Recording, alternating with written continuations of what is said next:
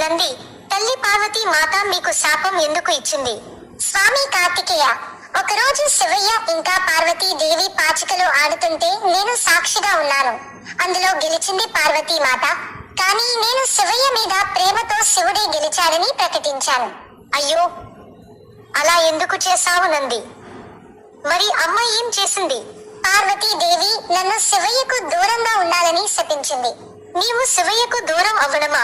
అది నీ వల్ల కాదు కదా. తర్వాత ఏం జరిగింది? నాపై ప్రేమతో అలా చేశాడని, నందిపై జాలి చూపించమని తల్లి పార్వతికి శివయ్య నచ్చజెప్పాడు. అప్పుడు పార్వతీదేవి వినాయకుడిని పూజించమని పరిష్కారం చెప్పింది. అలా నేను రోజు పండ్లు పలహారాలతో వినాయకుడిని పూజించాను. ఒకరోజు నేను గడ్డి తింటుండగా గణేశుడు నా దగ్గరకు వచ్చి నాకు నైవేద్యం పెట్టమని అడిగాడు. ఉన్నపలంగా నైవేద్యం పెట్టమని అడిగాడా? అన్నయ్యకు ఆకలి ఎక్కువ, మరి నువ్వేం పెట్టావు? నేను తింటున్న ఆ గరిక గడ్డిని నైవేద్యంగా ఇచ్చాను. నా భక్తికి సంతోషించి గణేశుడు నా శాపం నుండి నన్ను విముక్తి చేశాడు. అందరూ గట్టిగా అనండి, జై